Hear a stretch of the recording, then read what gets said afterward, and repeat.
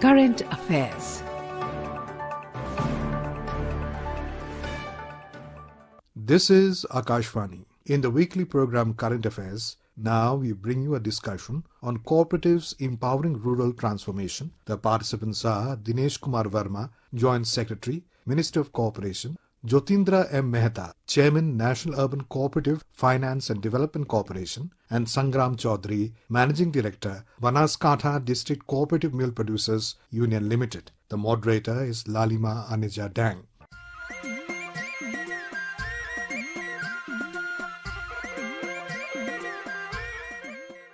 United Nations has declared 2025 as the International Year of Cooperatives. Every year, first Saturday of July is celebrated as the International Day of Cooperatives, and this year it was the 5th of July. Well, India has about 8.42 lakh cooperatives spanning a wide gamut of occupations involved in agriculture, fisheries, dairy, craftsmen, and we believe there are about 30 sectors. And for more on this today, we are joined by Shri Dinesh Kumar Verma ji. He's the Joint Secretary, Ministry of Cooperation. Welcome, sir. We're also joined by Mr. Jyotindra Mehta, President, National Federation of Urban Cooperative Banks and Credit Societies. And we have with us Mr. Sangram Chaudhary, Managing Director, Banaskantha District Cooperative Milk Producers Union Limited.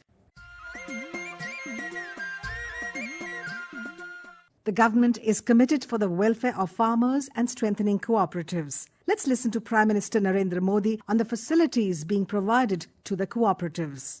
जब विकसित भारत के लिए बड़े लक्ष्यों की बात आई तो हमने सहकारिता को एक बड़ी ताकत देने का फैसला किया। हमने पहली बार सहकारिता के लिए अलग मंत्रालय बनाया, अलग बजट का प्रावधान किया। आज कोऑपरेटिव्स को वैसी ही सुविधाएं, वैसा ही प्लेटफॉर्म उपलब्ध कराया जा रहा है जैसा कॉरपोरेट सेक्टर को मिलता है। सहकारी समितियों की ताकत बढ़ाने के लिए उनके लिए टैक्स की दरों को भी कम किया गया है। सहकारिता क्षेत्र से जुड़े जो मुद्दे वर्षों से लंबित थे, उन्हें तेज गति से सुलझाया जा रहा है। हमारी सरकार ने सहकारी बैंकों को भी मजबूती दी है। सहकारी बैंकों को नई ब्रांच खोलनी हो, लोगों के घर पहुंचकर बैंकिंग सेवा देनी हो, इसके लिए नियमों को आसान बनाया गया है। All right, first to you, Dinesh ji. Mr. Verma, the fact that the cooperative ministry, it's the most recent ministry by this government, the youngest ministry, but the fact that a union minister, the union home minister to be precise, has kept this ministry under, he's heading it. First of all, does it show the importance that this ministry is giving to the cooperative movement? And do you think that it can be a game changer because a cooperative movement can touch the grassroots level as nothing else can? So, as you rightly said that there are more than 8.5 lakh of the cooperative societies in the country and they are operating across 30 sectors and 29 crore people, mainly from the rural areas, they are the member of these cooperatives. And these cooperatives, they hold the key to the rural socio-economic transformation. And with Union Home Minister Sri Amit Shah ji heading the cooperation ministry as well, lays the emphasis of the government towards the sector. The motto of the government has been Sahkar se Samriddhi, and this is very close to the Honorable Prime Minister's heart, that you empower the rural people through cooperative movement, and the motto is Sahkar se Samriddhi, which means you empower them, you rejuvenate the cooperative sector. How are we going about this? So let me tell you a little bit about the Ministry of Cooperation. So Ministry of Cooperation was created on 6th of July 2021. The main mandate of the ministry is realization of the vision of cooperation to prosperity. As you say, the Sahkar se Samriddhi, strengthening of cooperative movement in the country and deepening its root up to the grassroots, promotion of cooperative-based economic development model, and creation of appropriate policy, legal and institutional framework to help cooperative realize their potential.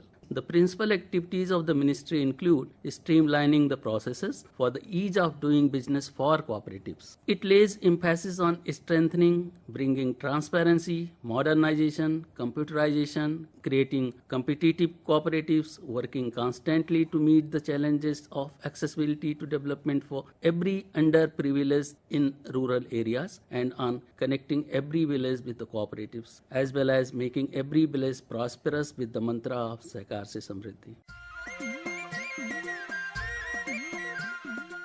Now let's listen to Minister of Cooperation Amit Shah, who was speaking in Parliament in India's cooperative movement. Cooperative नीति बनाते वक्त बहुत ध्यान रखा गया है कि नीति का केंद्र बिंदु वो व्यक्ति होगा। 130 करोड़ लोग होंगे, वो गांव होगा, हमारा एग्रीकल्चर होगा, गांव की महिला होगी, दलित होगा, आदिवासी होगा, और इसी को दृष्टिगत रखकर इन नीति का निर्माण किया गया है। इसका विजन एक वाक्य में कहे तो सहकार के समृद्धि के माध्यम से 2047 में विकसित भारत बनाना, उसका मिशन प्रोफेशनल, ट्रांसपेरेंट और तकनीक से युक्त, जिम्मेदार और आर्थिक रूप से स्वतंत्र और आर्थिक रूप से सफल छोटी छोटी कोऑपरेटिव इकाइयों को बढ़ाना और हर गांव में एक कोऑपरेटिव कम से कम करना।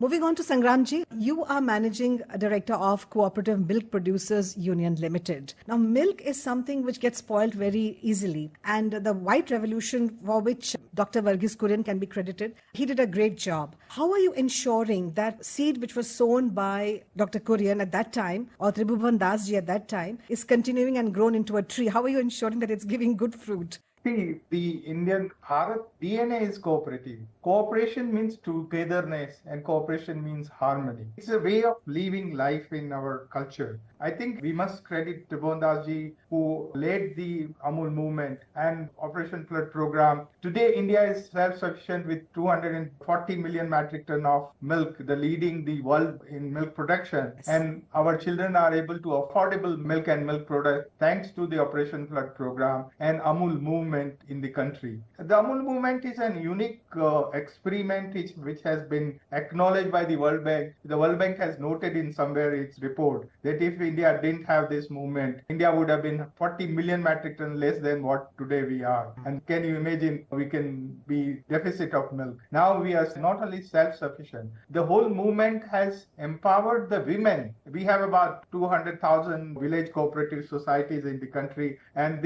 I must acknowledge and must admire that it was a historical decision by the government of India to establish the cooperative department as a separate full-fledged department. And I would even venture to go and say that this movement Gujarat is of course leading in cooperation. As a young child, I remember that in my village, we had irrigation cooperatives, though they were not registered. The 10 farmers will get together and make a tube well, and then they will do the irrigation in their 10 or 12 farmers together do the irrigation. Gujarat is leading. Gujarat is a model.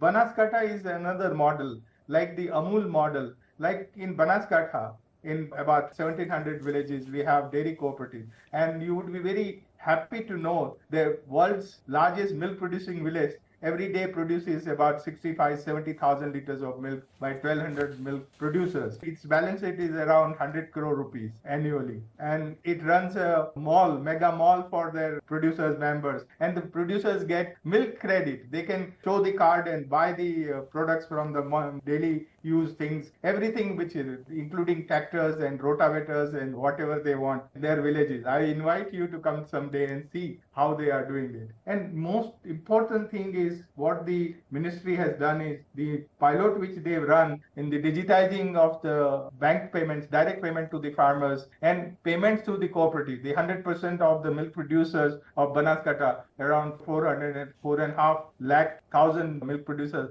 all they have milk dairy accounts, their accounts into bank accounts into the local district bank, and we every 15 days we send the money. You would be very surprising that we transfer almost 83 paisa of every rupee earned from the market. This is the Amul model, this is Banas model, and we every month the payment which goes to the farmers is 1,200 crore rupees. One of the most important thing which they did is establishing the 3 national level cooperatives, the National Export Cooperative Limited, National Organic Cooperative Limited, and Bharat Beej Sahkari Limited. All of three, we are members, and we are participating in Amul Organics, the Banas Organics. We are encouraging the farmers to grow organic produce and bring into the supply chain, which we can connect from producer to the consumer. Let's listen to this report filed by our correspondent. Under the leadership of Prime Minister Narendra Modi, India's cooperative sector is undergoing a powerful transformation. Driven by the vision of Sahkar Se Samriddhi, prosperity through cooperation, the country is witnessing a change from the grassroots level. In the last 3 years, the government has introduced major reforms. Nearly 2 lakh new primary agricultural societies are being set up so that every village becomes a part of the cooperative network. The focus is on modernization and digitization. Cooperatives now have better access to finance, stronger connections to markets, and are using new technologies. This is helping them run more efficiently and grow faster. In a first of its kind initiative, the government is also establishing Tribhuvan Sahkari University in Gujarat, aimed at skilling and empowering the next generation of cooperative leaders. To support farmers, 3 new national-level cooperatives organizations have been launched,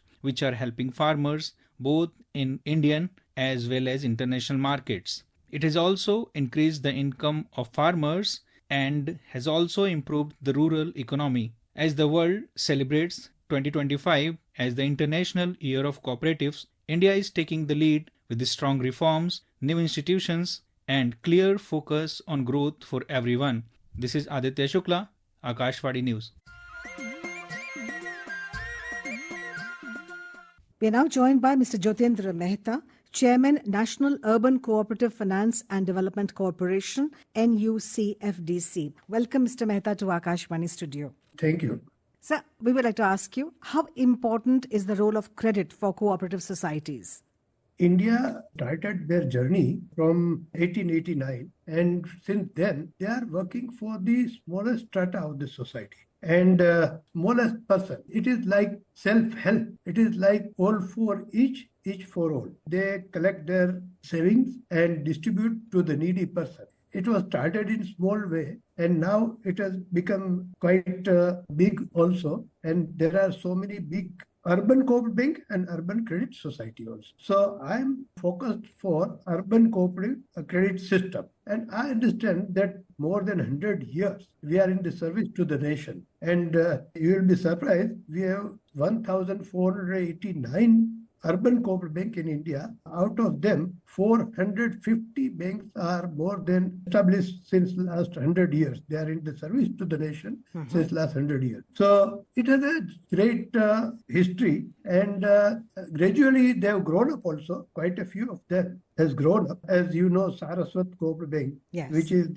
having the deposit of 55,000 crore. So there are 1,485 cooperative banks in India, and mostly they are, of course, they are spread all over India. We have some banks in Assam, one bank in Manipur as well, and Northeast, but concentrated more banks are in Maharashtra, Gujarat, and Karnataka, Andhra Pradesh. So it's a great history that they have been supported. If you take out the cooperative banking credit from the history of economy of Gujarat or Maharashtra, then you can understand that the Gujarat and Maharashtra would not have been made progress, because since last 100 years, they have been helping. They are situated in such a small place. So the community of that area, they have created their own bank. So the ownership model lies with the smallest person of that area, particular area. So this is ownership lies in the hands of the small person,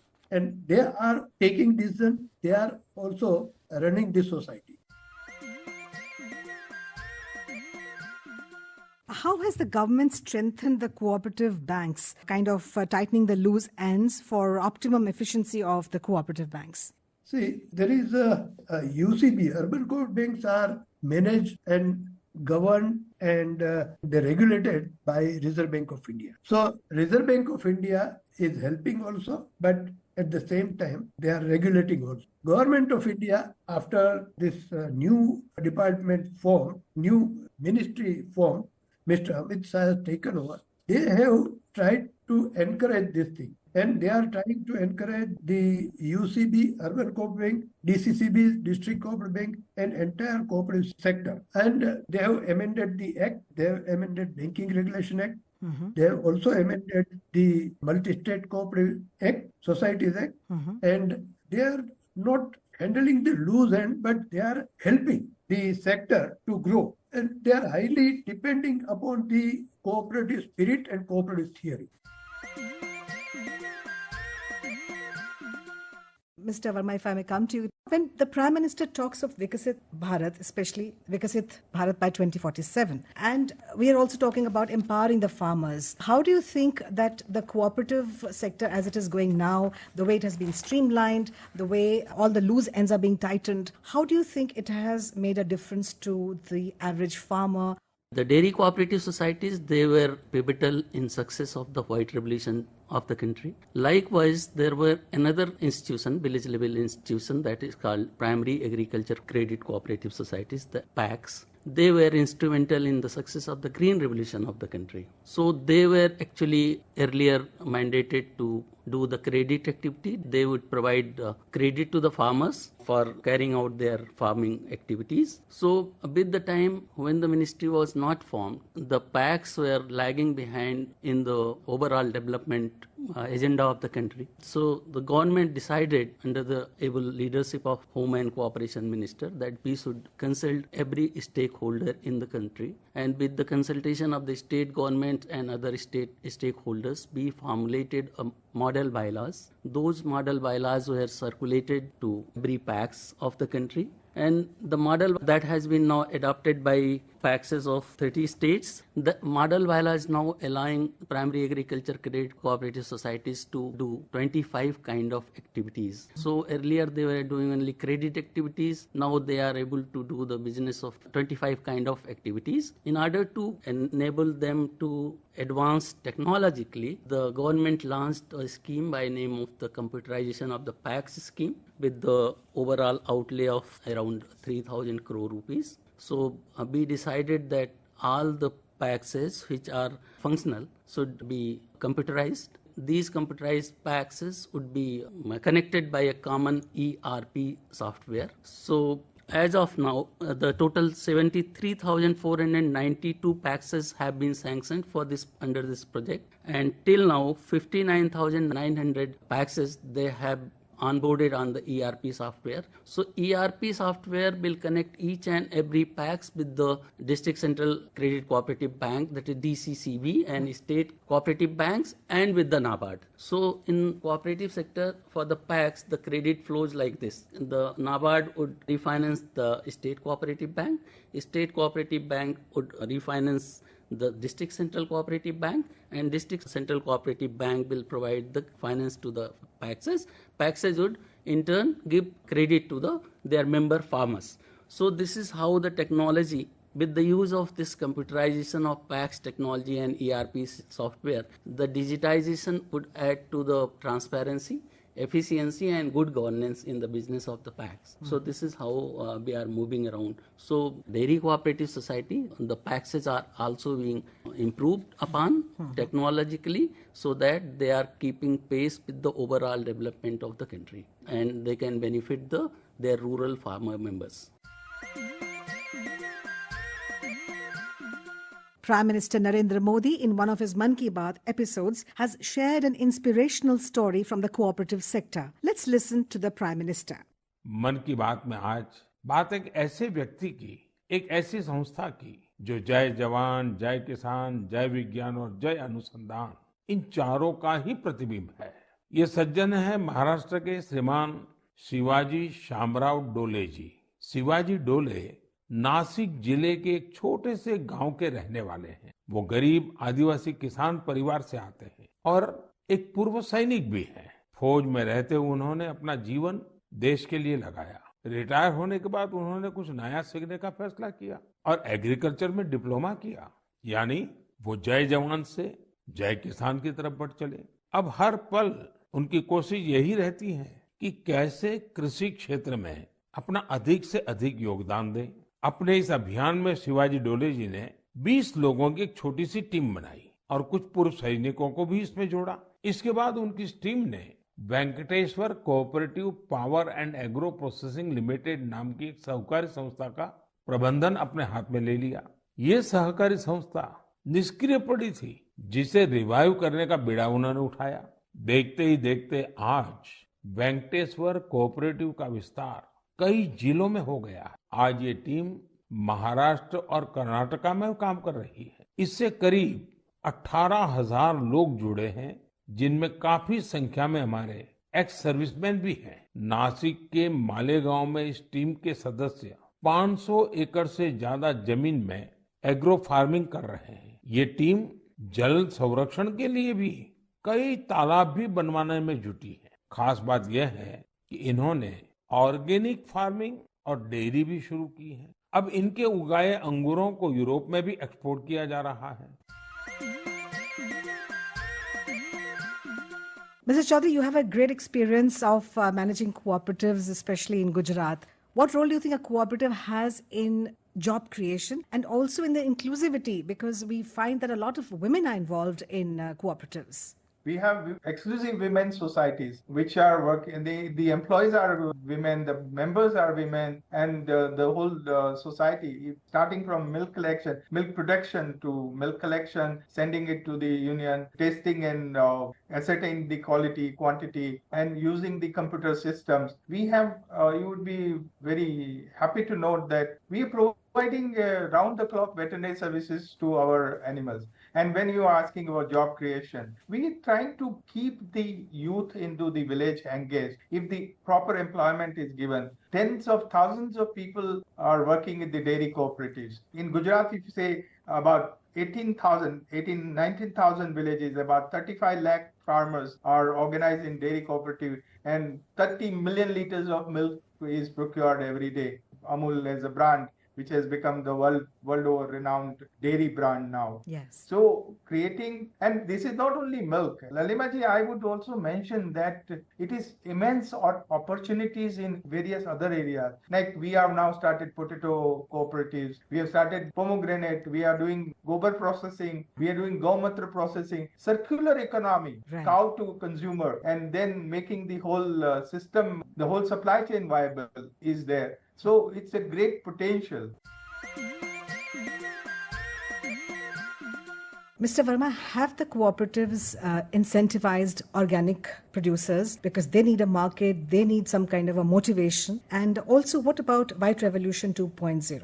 So actually, I want to tell you something about the organic scenario in India. So we are having the largest producer base for the organic products, but the share of Indian organic products in the world market was very minimal. The government of India decided to set up a National Cooperative Organics Limited, which is in the cooperative sector. So National Cooperative Organics Limited has two main objectives. One, to provide authentic organic produce to the consumers. Second, to provide remunerative prices to the organic farmers. So a lot of farmers, they were into the organic cultivation, but because their produce was not being Marketed. Procured by the traders. And certification also is a problem. Yeah, I think. that was Expensive. a problem. That was a problem. So certification, testing, and then marketing, all these things were a problem for the farmers, organic farmers. So many of them were actually returning to the conventional form of this thing. Government has prioritized to promote the organic cultivation in India because the health consciousness amongst the citizen of the country and particularly in the young generation. That is the driving force for this thing. So we need to promote the organic cultivation in India. For that we are required to incentivize the organic farmers. Right. So before we set up the National Cooperative Organics Limited, there was no organized institutional mechanism which can reach up to the farmer and say, promise to them that, okay, you cultivate it, we will facilitate the certification, testing, and procure your entire produce. So National Cooperative, and secondly on the front of the consumer also, they are paying high price for the organic products they are Right. purchasing from the market, but there is no surety whether that is authentic or not. Right. Ministry of Cooperation under the leadership of Honorable Home and Cooperation Minister Sri Amit Shah ji decided to set up a national level cooperative. So that is National Cooperative Organics Limited. they are guided by two main vision. One, provide authentic organic produce at the affordable prices to the consumers, for which they are testing every batch of the organic products on the 245 plus pesticides and putting the result in form of a QR code on the packet of the organic products. So the consumer can go and scan that and can see the result. That's fantastic. So that is one. And secondly, on the farmers front, they are also going to the farmers and providing them a premium price over and above either the MSP or the market price of that product to the farmers. So they are actually encouraging the farmers, also valuing the sentiments of the consumers. So this is what and they have launched their products in the name of the Bharat Organics. Wonderful. Yes, we see them in the shops now. In the shops. And how is government incentivizing the white revolution now? White revolution 2.0, if we may call it. Okay. White revolution 2.0. India is now producing 25% of the total milk produced in the world. So in order to get remunerative prices to the dairy farmers, it is important that the milk is not sold in form of the milk only. The value addition is very much necessary. So for value addition in the milk, it is required that should come into the organized sector. So very insignificant portion of the total milk produced in the country is coming to the organized sector. Rest of that is sold in the market through unorganized sector. And that unorganized milk has its own kind of problems. Yes. First, there is a problem of hygiene. And second, adulteration. Then they are not providing good prices to the farmers. So Government of India decided to launch White Revolution 2.0. Today, the cooperative societies, they are procuring 660 lakh kilogram milk per day. Dairy cooperative societies. So we have decided that this 660 lakh kilogram milk per day procurement should reach up to the 1000 kilogram milk procurement per day by the dairy cooperative society, so that the more milk is coming into the organized sector. So for that, we have decided that we should set up dairy cooperative societies in those villages where there is no dairy cooperative society, number one, so that the dairy farmers, they are connected to the market through that DCS. And where there is a dairy cooperative society existing but that is not performing well, we are also strengthening them. So these are the two things we are doing under the White Revolution 2.0. And as part of the White Revolution 2.0, we are also added, as Sangramji said, the circularity and the sustainability. Yes. In which what we are doing is we are again forming three kind of multi-state cooperative societies, that is national level multi-state cooperative societies. And the first will be for the management of the cow dung. So they will be, the dairy cooperative society would be procuring cow dung from the farmers. That DCS will be supplying it to the taluka level or the district level cow dung processing center. They will be converting it into the CBG, biogas or CBG, biogas and fertilizers, and then selling to the, not to the farmers, selling to those farmers who are engaged into the natural farming and organic farming. Right. Okay. And this way, the cow dung of dairy farmers will be monetized. Correct. Second will be the multi-state cooperative society, who will be providing the artificial insemination and disease control kind of services. And third will be a multi-state cooperative society, who will be actually procuring the carcass of the dead animal, like skin, bone and hides. So the entire circularity of the dairy cooperative sector will be established. Okay, right from milk to their byproducts to the carcass of the cattle, and also providing services like artificial insemination, like vaccination for the brucella and foot-mouth disease, FMD. Everything will be provided by this thing. Right. Thank you very much, sir. Thank you, Mr. Dinesh Kumar Verma. Thank you, Mr. Jyotindra Mehta. Thank you, Mr. Sangram Chaudhary. Thanks all our guests, esteemed guests, for joining us on this very invaluable discussion on the cooperatives of our country. You were listening to a discussion on cooperatives empowering rural transformation. The participants were Dinesh Kumar Verma, Joint Secretary, Ministry of Cooperation; Jyotindra M. Mehta, Chairman, National Urban Cooperative Finance and Development Corporation; and Sangram Chaudhary, Managing Director, Banaskantha District Cooperative Milk Producers Union Limited. The moderator was Lalima Anija Dang. This program was produced and presented by the News Services Division of Akashvani. You can listen to it on a mobile app, News on AIR. This program is also available on our YouTube channel, News on AIR Official. You may share your feedback about this program through email at airnsdtalks@gmail.com or WhatsApp on 9289094044.